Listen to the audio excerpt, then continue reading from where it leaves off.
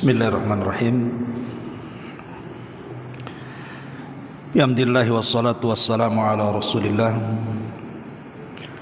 wa ala alihi wa sahbihi wa mawalah wa la hawla wa la quwata illa billahi wa ba'du.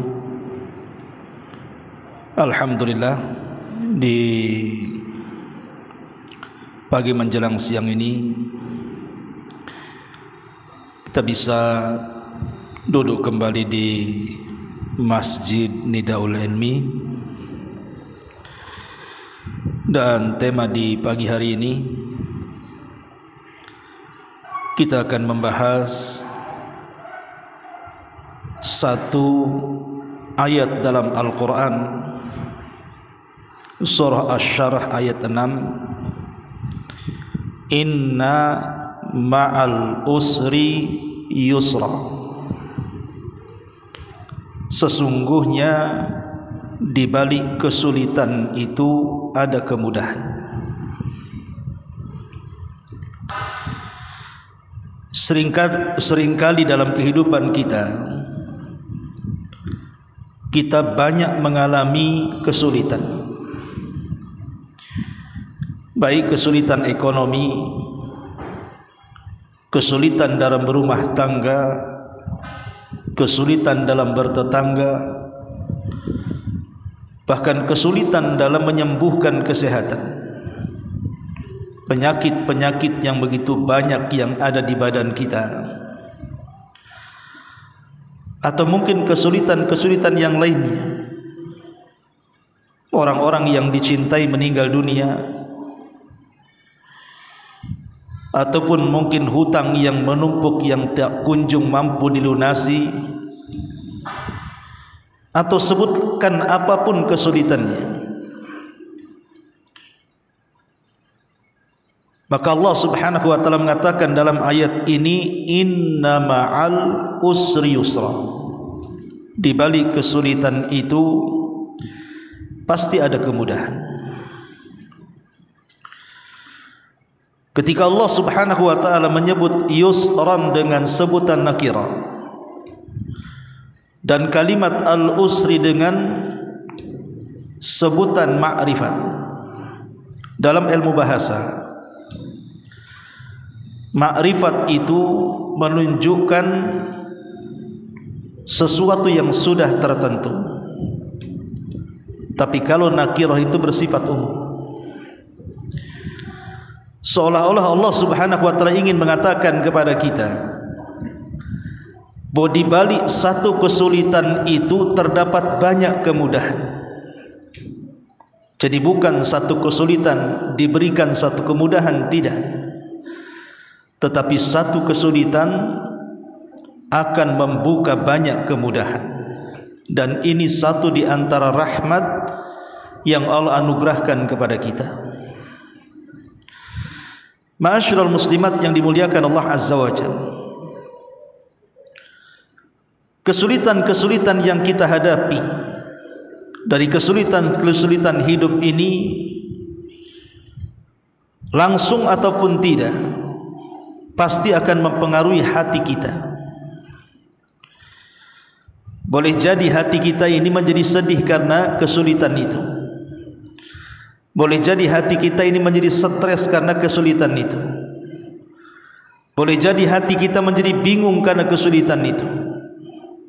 Pokoknya kesulitan itu pasti membuat hati tidak akan tenang. Lah, ketidaktenangan hati ini berbahaya. Karena kalau hati manusia tidak tenang, ujung-ujungnya frustasi. Tidak jarang akhirnya sampai bunuh diri. Kalau tidak tenang hati kita ini, bisa saja kemudian kita menjadi gila, hilang akal, bicara tidak menentu, bahkan melakukan hal-hal yang terkadang membahayakan. Kalau hati tidak tenang, jangankan lagi berfikir, tidur saja terkadang tidak bisa. Terkadang kurang tidur, kurang beristirahat, susah untuk tersenyum, susah diajak bicara, terkadang bawaannya marah-marah atau melakukan hal konyol dan begitu seterusnya. Itulah dampak hati. Karena yang menyetir badan kita itu hati kita. Makanya Nabi SAW mengatakan, ala wa inna fil jasadi mudghah idza saluhat saluhal jasadu kullu wa idza fasadat fasadal jasadu kullu ala wahiyal qalbu. Di dalam hati manusia itu terdapat segumpal daging. Kalau dia baik maka memperbaiki tingkah laku badannya, tapi kalau dia buruk maka mempengaruhi tingkah laku juga badannya. Segumpal darah, segumpal daging itu kata Rasul, itulah hati. Jadi hati itu mempengaruhi perilaku kita. Ma'asyiral muslimat yang dimuliakan Allah Azza wa Jalla, maka ayat ini mengajarkan kepada kita, kalau kita dirundung dengan sebuah musibah, sebuah keperitan hidup, dilanda berbagai macam cobaan dan juga bala dalam kehidupan kita, ingat bahwa kesulitan itu pasti berlalu. Karena Allah Subhanahu wa taala yang mengatakan, wa tilkal ayyamu nudawiluha bainan nas.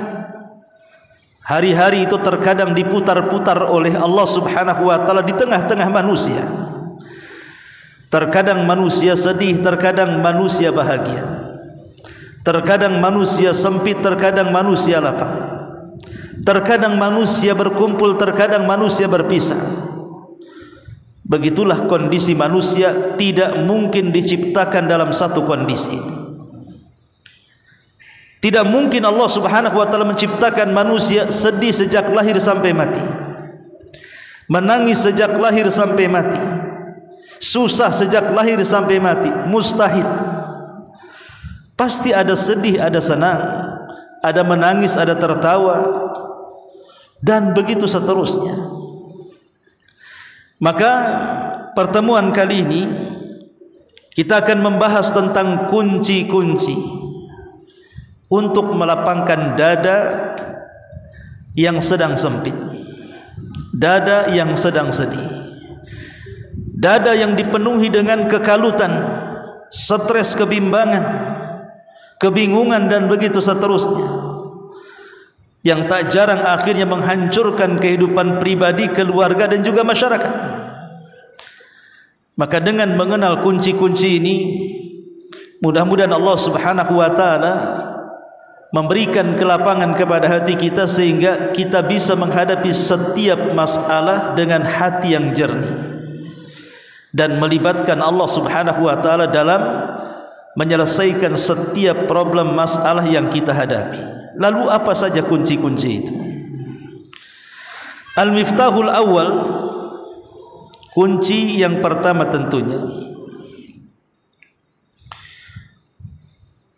jangan pernah seseorang itu melakukan kesyirikan. Jauhi dari kesyirikan. Jangan sampai kalau ada orang dilanda musibah datang ke dukun, ataupun percaya kepada tangkal-tangkal dan jimat, atau percaya kepada khurafat-khurafat, itu tidak membuat hati tenang, justru membuat hati semakin stres. Dari Asma binti Umays radhiyallahu anha, dia mengatakan Nabi SAW bersabda, ala uallimuki kalimatin taqulihinna indal karbi au fil karbi, Allahu Allahu Rabbi la usyrik bi syai'a. Kata Nabi SAW kepada Asma binti Umays radhiyallahu anha, maukah ku ajarkan kepadamu wahai Asma beberapa kalimat yang kalau engkau membaca beberapa kalimat ini dan dirimu sedang ada banyak masalah, dirundung dengan banyaknya problem dan permasalahan hidup, maka Nabi SAW mengatakan, Allahu Allahu Rabbi la usyrik bihi syai'an. Ya Allah, ya Allah, ya Rabbku, aku tidak akan menyekutukan dirinya dengan apapun.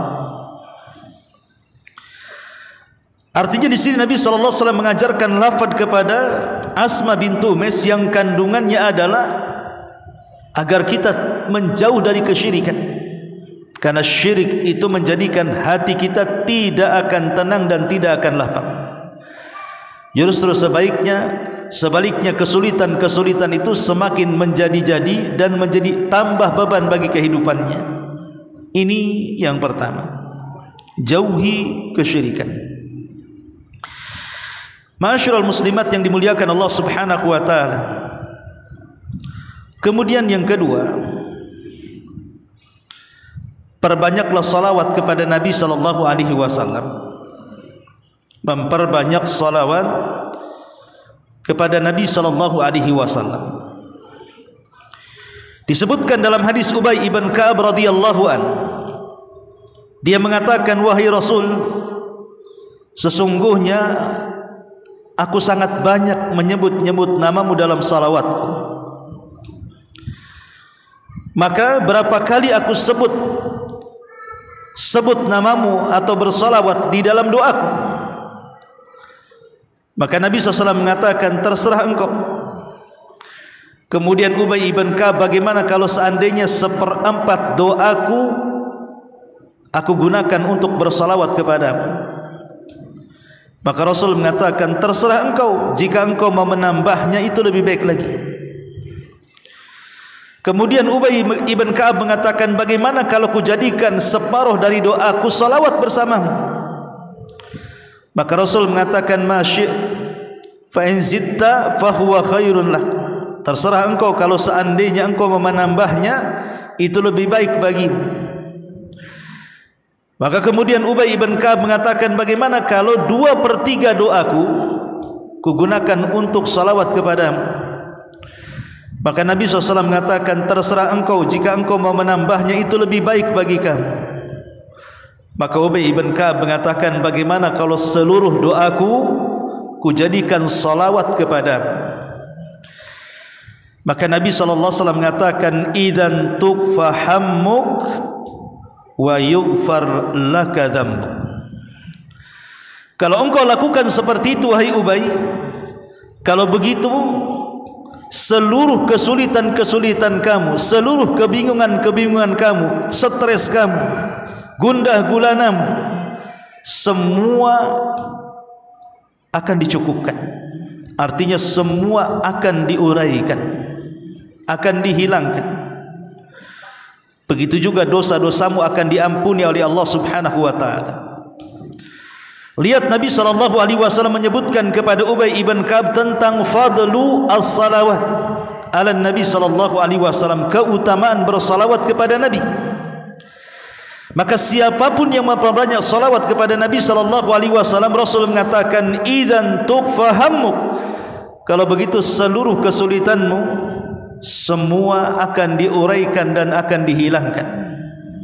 Inilah janji Nabi SAW kepada umatnya yang memperbanyak salawat kepada Nabi SAW. Kemudian yang ketiga, memperbanyak doa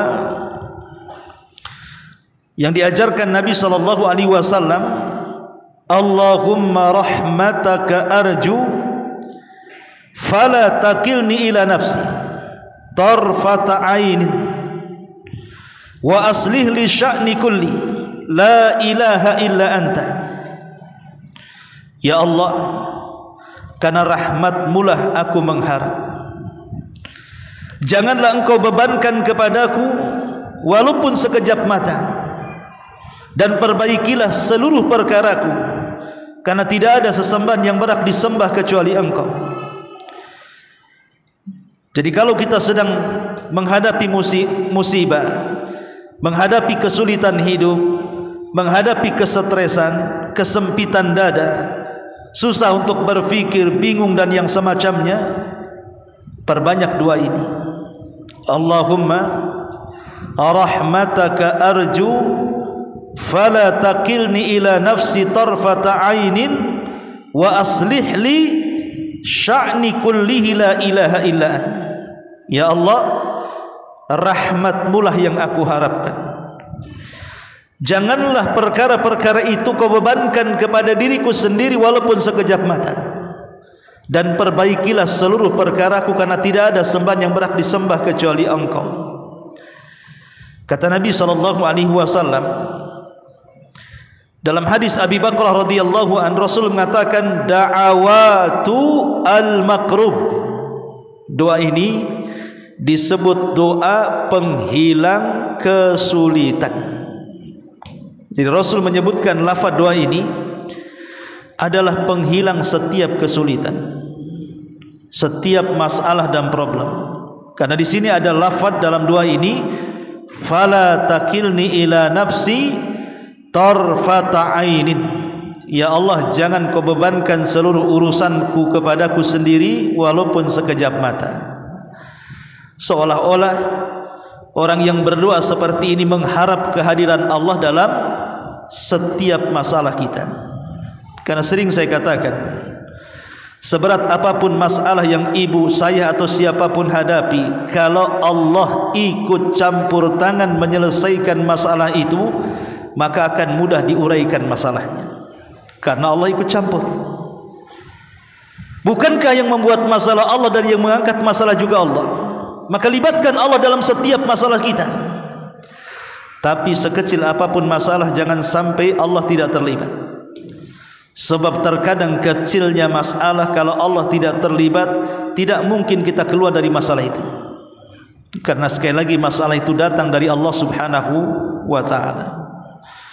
Maka saat kita dalam kondisi kesulitan, berdoalah, Allahumma rahmataka arju fala takilni ila nafsi tarfata ainin wa aslih li sya'ni kullihi la ilaha illa an. Ini yang ketiga. Yang keempat,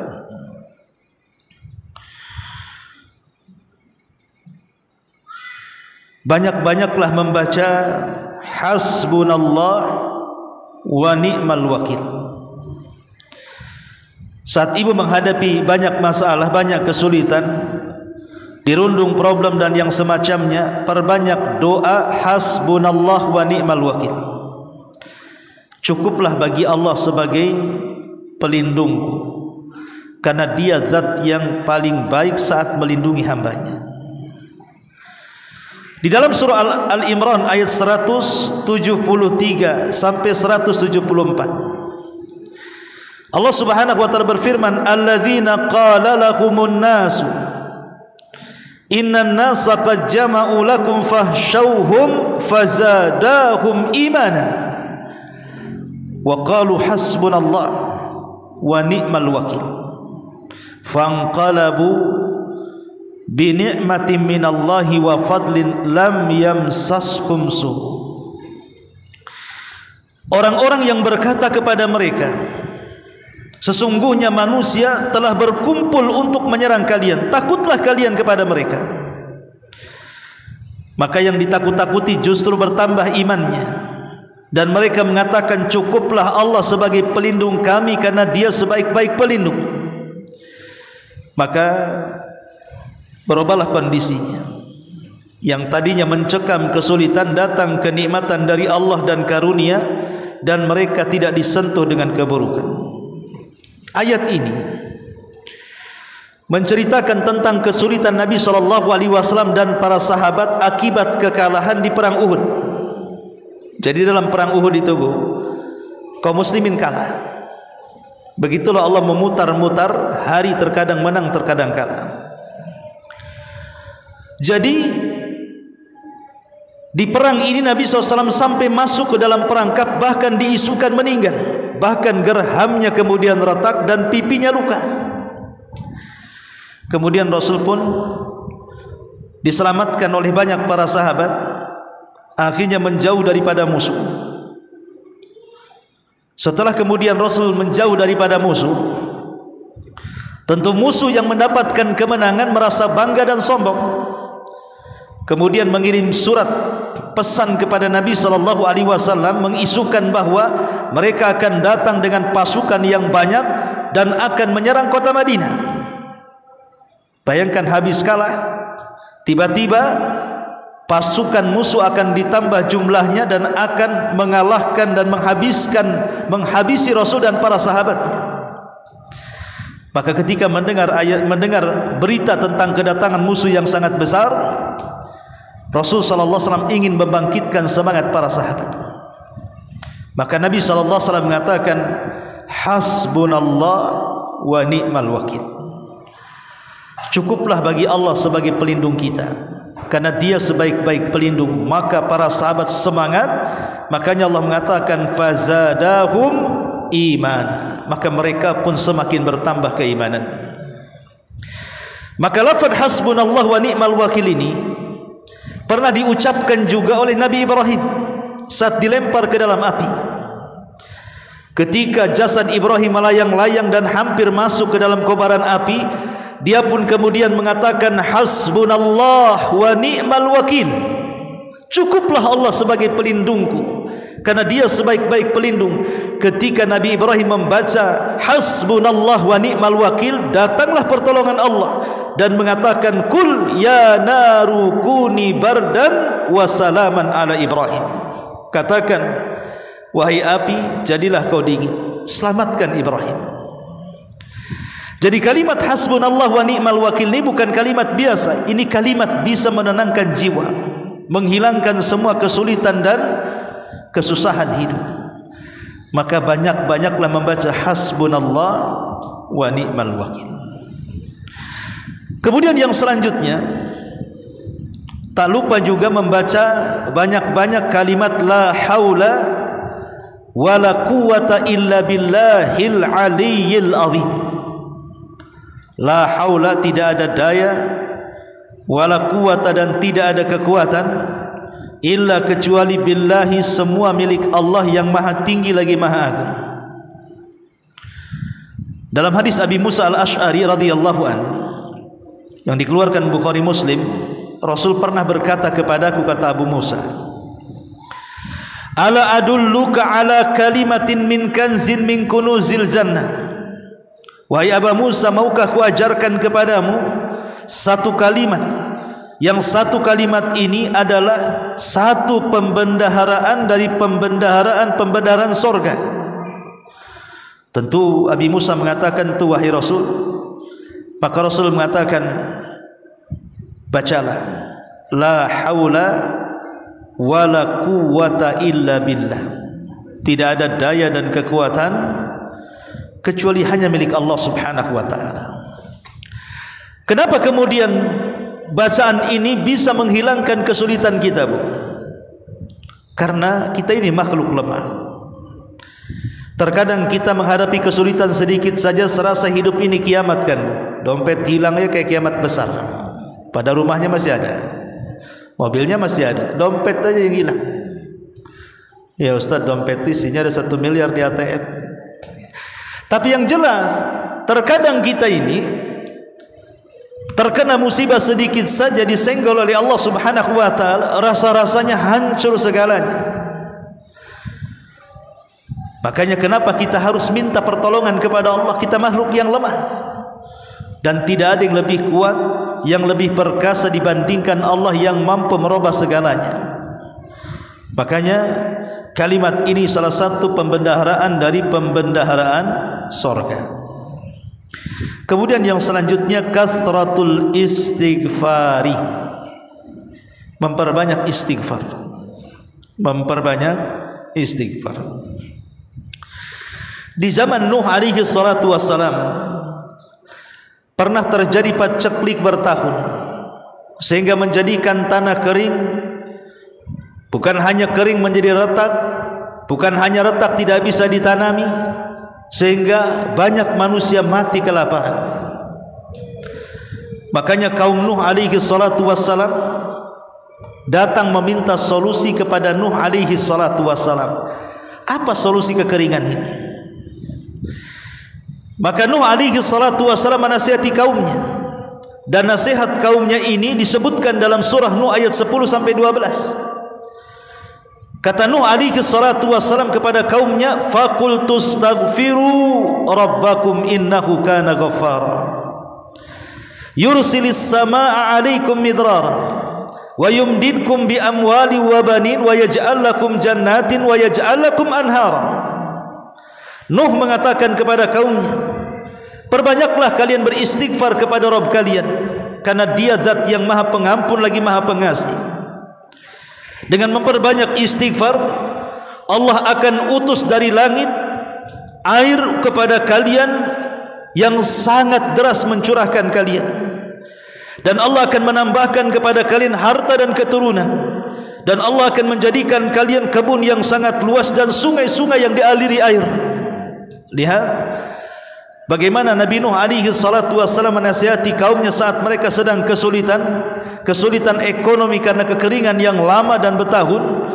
Maka Nuh menasihati, perbanyak istighfar. Kalau kalian memperbanyak istighfar, niscaya Allah bukan hanya menurunkan hujan, Allah akan berikan kekayaan, Allah akan berikan keturunan, Allah akan suburkan hutan-hutan, Allah akan aliri sungai-sungai, dan itu sebuah nikmat yang Allah anugerahkan kepada kita, dan itu buah daripada istighfar. Ini juga bagian dari yang bisa menenangkan hati. Apalagi Rasul mengatakan, man lazimal istighfar ja'alallahu min kulli dhikin faraja wa min kulli hammin makhraja. Man lazimal istighfar ja'alallahu min kulli dhikin makhraja wa min kulli hammin faraja wa razaqahu Allahu min haitsu la yahtasib. Barang siapa yang melazimkan istighfar, kata Nabi, maka Allah akan luaskan dari kesempitan kita, Allah akan lapangkan dari kesulitan kita, dan Allah akan berikan rizki dari arah yang tidak disangka-sangka.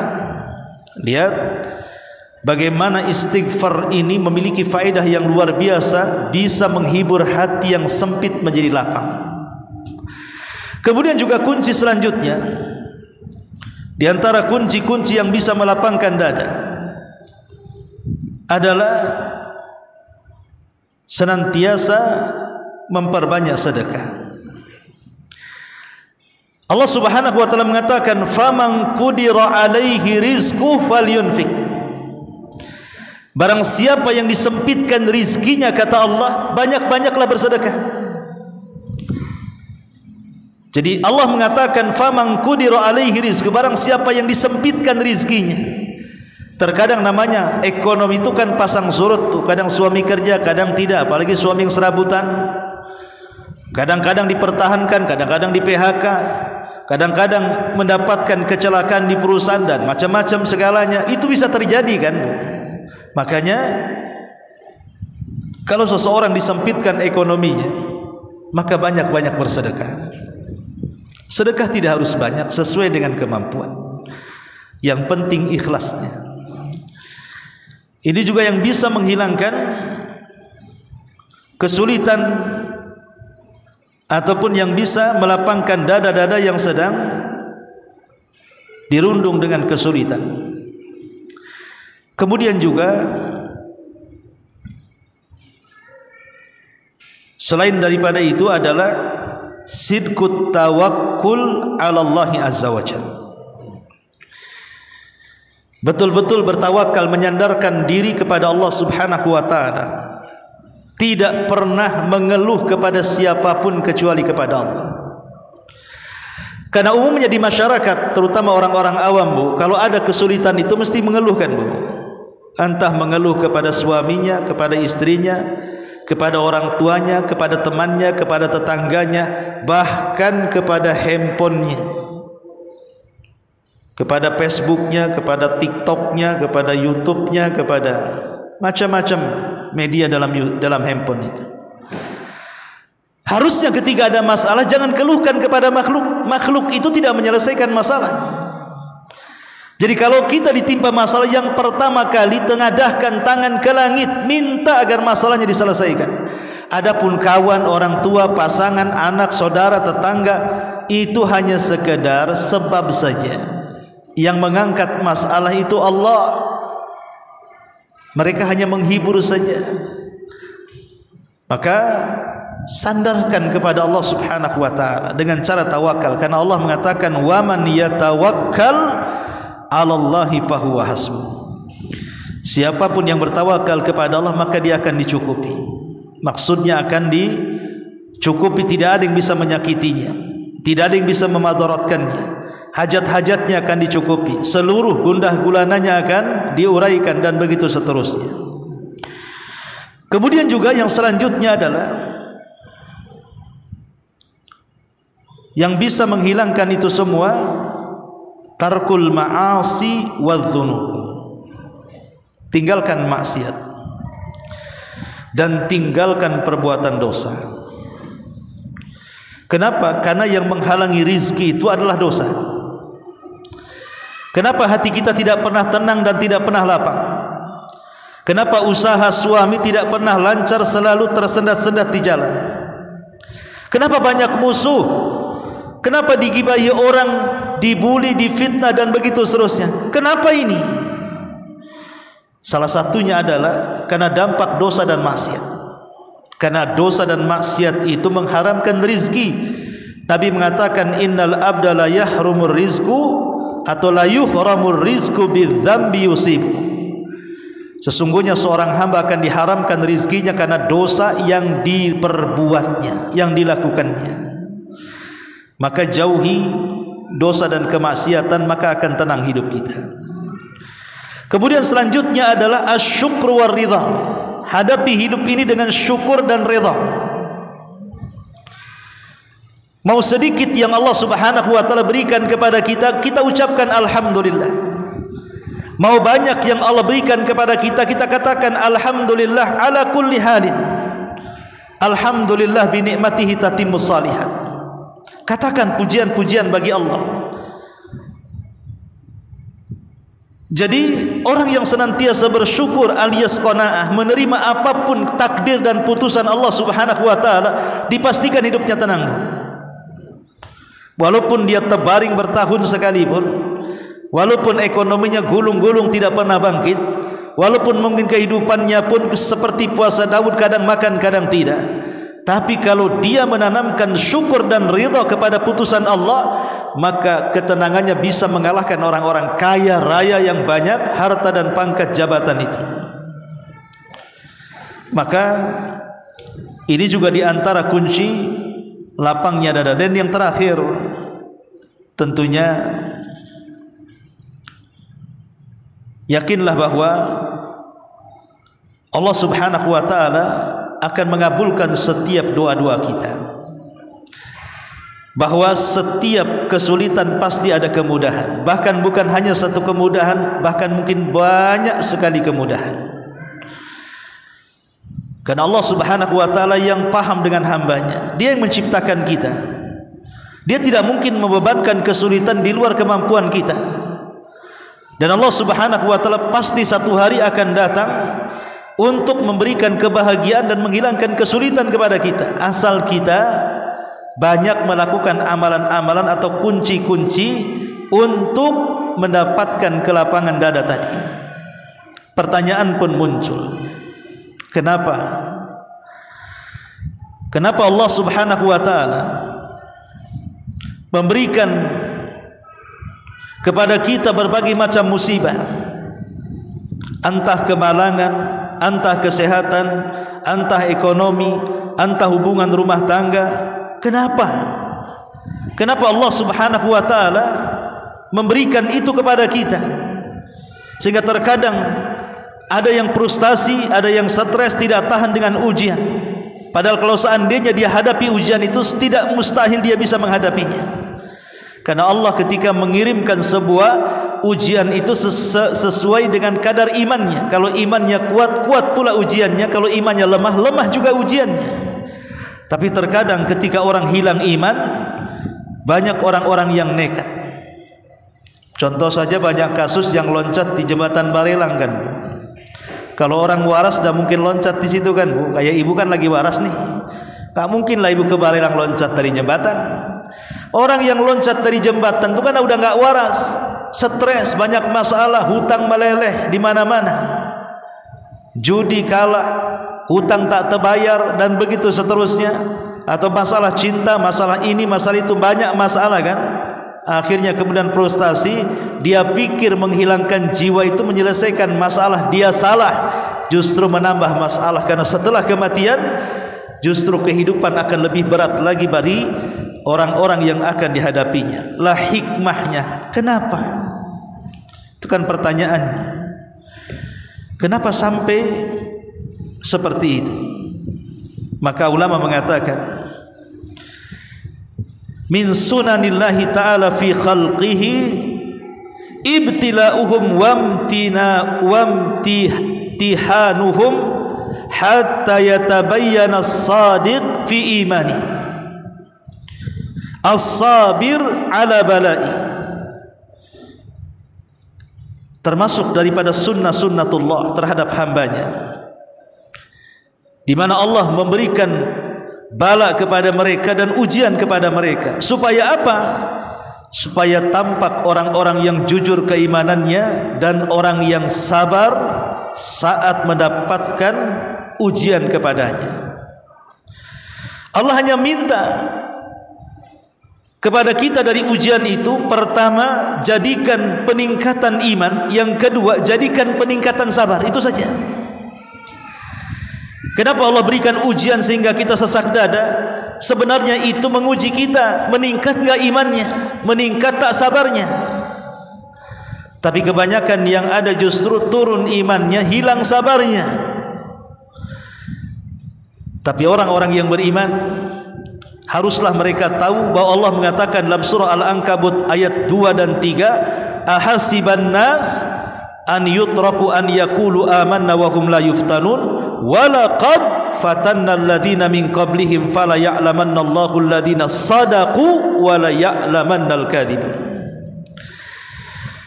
Apakah manusia mengira mereka ditinggalkan begitu saja setelah mengucapkan kami beriman dan mereka tidak diuji? Tidak. Dan sungguh kami telah menguji orang-orang sebelum mereka, supaya Allah tahu siapa orang-orang yang jujur dan siapa orang-orang yang dusta dengan keimanannya, siapa yang jujur dengan kesabarannya, siapa yang dusta dengan kesabarannya. Itulah hikmahnya kenapa Allah subhanahu wa ta'ala banyak menguji kita. Wallahu a'lam bishawab. Ini diantara yang bisa disampaikan. Sebelum saya tutup, silahkan kalau yang bertanya.